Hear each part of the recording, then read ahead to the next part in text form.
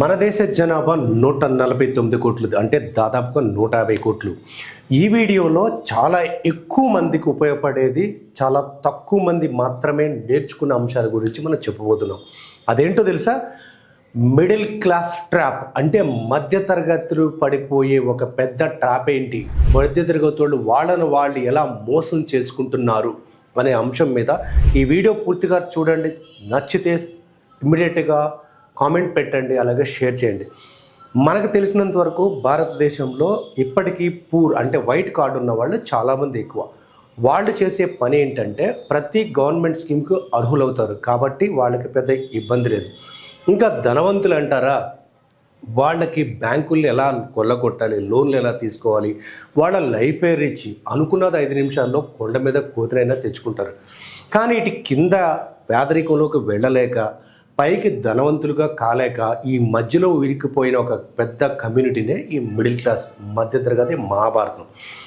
వీళ్ళు చేసే అతి భయంకరమైన తప్పులేంటి, వీళ్ళు పడుతున్న ట్రాప్ ఏంటంటే, ఇందులో మొట్టమొదటిగా గుర్తుపెట్టుకోవాల్సింది ఏంటంటే బాగా చదివి ఒక మంచి ఉద్యోగం చేసి సంపాదించాలి.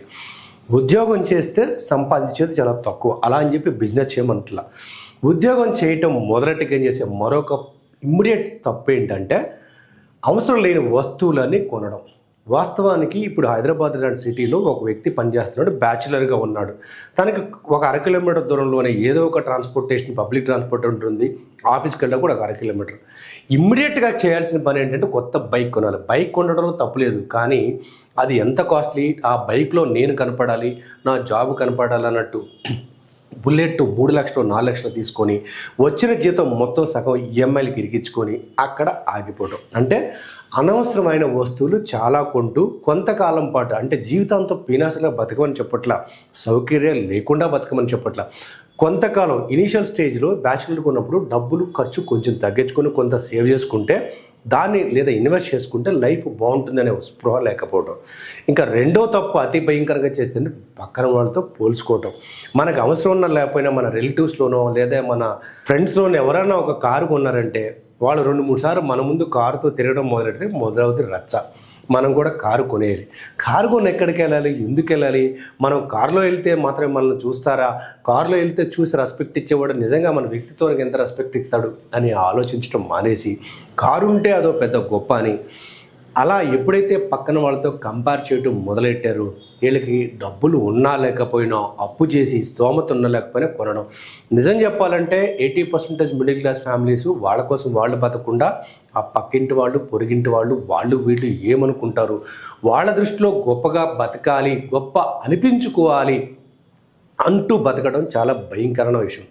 ఇంకా మూడో తప్పు వీళ్ళు చేసేది ఏంటంటే వచ్చిన డబ్బుల్ని నిర్దిష్ట ప్రణాళికతోటి ఒక్కసారి ప్రతి నెల ఎంతో కొంత ఆ సేవ్ చేయటం అనేది మర్చిపోవడం. సేవ్ చేయడానికి డబ్బులు ఎక్కడున్నాయి సార్, అన్నీ ఖర్చు అయిపోయినాయిగా అంటే నేను ఒకటే చెప్తా, వీళ్ళు ఇంత ఇదిగా ఉన్నవాళ్ళు ఇంట్లో ఎవరికైనా జ్వరం వచ్చి లేదా ప్రాణం మీదకి వస్తే అప్పటికప్పుడు ఇంకొక 10,000 పుట్టించగలుగుతున్నారు కదా, అంటే అడ్జస్ట్ అవుతున్నారు కదా. అలాగే మనకేదో భవిష్యత్తులో మీద పడిపోతున్న స్పృహలో ఉంటే అవసరం లేని ఖర్చులు కొన్ని పక్కన పెట్టి ఎంతో కొంత ఖచ్చితంగా సేవ్ చేసుకున్నప్పుడు మాత్రమే ఫ్యూచర్లో ఉపయోగపడుతుంది. అలా సేవింగ్స్ మీద దృష్టి పెట్టకపోవటం వల్ల ఏ నెల కానేలా గడిపేస్తూ 1వ తారీఖు జీతం వస్తే 3వ తారీఖుకి పంపకాలు అయిపోయి మళ్ళీ 1వ తారీఖు కోసం ఎదురు చూస్తున్నారు అంటే మీరు కోర్ మిడిల్ క్లాస్ మైండ్ సెట్తోనే ఉన్నారు. ఎటువంటి జాగ్రత్తలు, బాధ్యతలు ఫినాన్షియల్గా తీసుకోవట్లేదని అర్థం. ఇంకా మరొకటి, డబ్బుల గురించి, డబ్బుల మీద ఆ ఇన్వెస్ట్మెంట్ లాంగ్ టర్మ్ ప్లాన్లు, అంటే కొంచెం దాచినా సరే అది మ్యూచువల్ ఫండ్స్ కావచ్చు, లేదు మరేదైనా కావచ్చు, దాన్ని క్లియర్గా ఒక లాంగ్ టర్మ్ ప్రాసెస్ పెట్టుకొని ఒక 20 సంవత్సరాల తర్వాత ఎలా బాగుండాలనేది చాలా కుదురుగా ఆ ఫైనాన్షియల్ ప్లాన్ చూసుకోవడం తెలియకపోవడం, ఒకవేళ తెలిసినా ఈ లోపల ఏదో ఒక ఆడంబరానికి పోవడం. ఇంకా మరో తప్పు వాళ్ళు చేసేది ఏంటంటే పండగలు ఏది వదిలిపెట్టరు. పండగలు చేసుకోవద్దంట్ల ఆర్భాటంతో కూడిన పంటలు. అంటే ఈ పండగలు చేసుకోవడం అనే క్రమంలో వాళ్ళకు వస్తున్న డబ్బులేంటి, ఎంత వస్తుంది అని చూసుకోకుండా మొన్న పండగ బట్టలు కొన్న ఈసారి కూడా కొనాలి, ఎందుకంటే మళ్ళీ కొత్త బట్టలతో మా ఫ్రెండ్ కనపడదు. ఆర్భాటం అంటాను నేను, అవసరాలు కాదు ఆర్భాటానికి వెళ్ళడం వల్ల అప్పుల పాలు అవడం. ఇంకా మరో తప్పు ఏంటంటే వీళ్ళ కోసమే క్రెడిట్ కార్డు వాళ్ళు, హోమ్ లోన్ వాళ్ళు లేదా పర్సనల్ లోన్ వాళ్ళు ఎంట పడుతుంటారు. సార్ మీకు లోన్ వచ్చింది సార్, లోన్ ఆఫర్ ఉంది సార్ అని చెప్పి అక్కడ ఏదైనా ఒక లోన్ తీసుకుంటున్నారు అంటే అది ఖచ్చితంగా ప్రాథమిక అవసరాలకు సంబంధించి మాత్రమే ఉండాలి, కానీ ఎంటర్టైన్మెంట్ కోసమో జల్సాల కోసమో లైఫ్ స్టైల్ మార్చుకోవడం కోసం అయితే కొనకూడదు. అది తీసుకున్నంత ఈజీ కాదు. ఒకసారి లోన్ తీసుకోవడం మనకి 10 నిమిషాలు అయిపోవచ్చు ఆన్ కాల్లో, కానీ లోన్ కట్టాలంటే ఒకసారి 36 నెలలు అంటే 3 సంవత్సరాల పాటు ఎంతో ఒదిగి ఉండాల్సి వస్తుంది. అవి చేయకపోవద్దు. అవి చేయటం వాళ్ళు చేస్తున్న మరో తప్పు. ఇంకోటి ఒకే ఇన్కమ్ సోర్స్ మీద ఆధారపడటం. అంటే ఒక జాబ్ చేస్తున్నారు, ఇంట్లో 2 పిల్లలు 3 పిల్లలు ఉన్నారనుకోండి, డిగ్రీ అయిన తర్వాత ఖాళీగా ఉండి చాలామంది చేస్తారు, మావాడు ఖాళీగా ఉన్నాడండి, ఏం నేర్చుకుంటున్నాడు, కోర్స్ నేర్చుకుంటున్నాడు.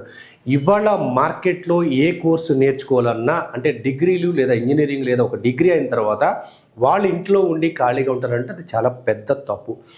పార్ట్ టైం చేసుకుంటూ పార్ట్ టైం నేర్చుకుంటూ వల్ల డబ్బుల మీద అవగాహన పెరుగుతుంది, టైం విలువ తెలుస్తుంది. అన్నిటికన్నా ముఖ్యంగా చన్నీళ్ళకి వేణీళ్ళు తోడన్నట్టు ఒక అమ్మాయి ఒక అబ్బాయి ఇద్దరు ఇంట్లో ఉండి 3 సంవత్సరాల మటు ఉంటున్నారంటే, నేను వర్స్ట్ కేసు చెప్తాను, ఒక డిగ్రీ అయిన స్టూడెంట్ జాబ్ కోసం ప్రయత్నించే క్రమంలో 3 సంవత్సరాలు ఖాళీగా ఉన్నాడంటే కనీసం ఇవాళ ఏమాత్రం చిన్న స్కిల్ ఉన్నా అంటే తను కోర్ జాబ్ అనుకున్న జాబ్ సాఫ్ట్వేర్ లేకపోతే ఏది రాకపోయినా దానికి సంబంధించిన కోర్స్ నేర్చుకుంటూనే సిటీలో మనకు ఆప్షన్ ఉంది, 6 గంటలు పనిచేయచ్చు, 5 గంటలు పనిచేయచ్చు. ఇలా పార్ట్ టైం చేస్తూ కనీసం నెలకి వర్స్ట్ కండిషన్లో ఒక 15 నుంచి 20 వేలు సంపాదించే అవకాశం ఉంది. ఆ 15,000 సంపాదిస్తున్నారంటే 5,000 వాళ్ళు ఖర్చు పెట్టి నెలకి 10,000 అంటే సంవత్సరానికి వచ్చి 1,20,000 బయట పక్కన పెట్టచ్చు. అదే 2 సంవత్సరాలు ఖాళీగా ఉన్నారంటే 2,40,000 మినిమం పెట్టచ్చు. ఈ లోపల అదృష్టం బాగుండి మనం కోరుకున్న స్కిల్ఫుల్ జాబ్ వస్తే 50,000కి వెళ్ళొచ్చు.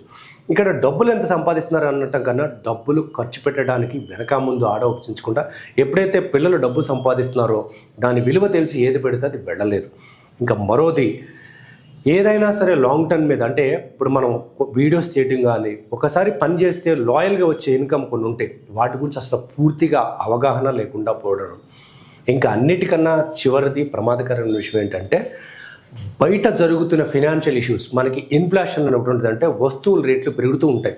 ఆ పెరుగుతున్న మనం చూడండి, లాస్ట్ 10 ఇయర్స్లో పెట్రోల్ ఎంత పెరిగింది, డీజిల్ ఎంత పెరిగింది, లేదా మన కనీస అవసరాలకు ఉన్న రేట్లు ఎలా పెరుగుతున్నాయి. ఈ పెరుగుతున్న రేట్లు కనుక మన ఇన్కమ్ పెరగట్లేదు కదా, పెరగడానికి కావాల్సిన సోర్సెస్ పెంచుకోకపోవడం, ఏదో నడుస్తుంది లైఫ్ అన్నట్టు ఉండడం. ఇంకా మరొక భయంకరమైన లాస్ట్గా నేను చెప్పదలుచుకుంటే వాళ్లకు మిగులుగా ఉన్న సమయాన్ని, వాళ్ళకి మిగులుగా ఉన్న డబ్బులని ఎక్కడ మిగిల్చుకోకుండా ఇంటికి రాగానే ఎంటర్టైన్మెంట్ పేరుతోటి ఫోన్లు పట్టుకొని కనీసం అవసరాలు. మీకు విషయం తెలుసా, రీసెంట్గా ఈ మెడికల్ కౌన్సిల్ ఒక రిపోర్ట్ ఇచ్చింది. ఏంటో తెలుసా, ఇండియాలో 30 సంవత్సరాలు దాటిన ప్రతి ఒక్కళ్ళు, అంటే 30 సంవత్సరాలకు ఆరోగ్యం బాగుంటుంది, యాక్చువల్లీ 20 సంవత్సరాలు దాటిన ప్రతి ఒక్కళ్ళు చేయొచ్చు. వాళ్ళ వయసు ఎంత అయితే అంత, అంటే ఇప్పుడు మీ వయసు 30 సంవత్సరాలు అనుకోండి, రోజుకు ఒక 30 నిమిషాల పాటు ఫిజికల్ ఎక్సర్సైజెస్, కనీసం వాకింగ్, స్పీడ్ వాకింగ్ చేస్తే 80% సీజనల్ డిసీజెస్ ఆబ్జెక్ట్ అని చెప్తుంది.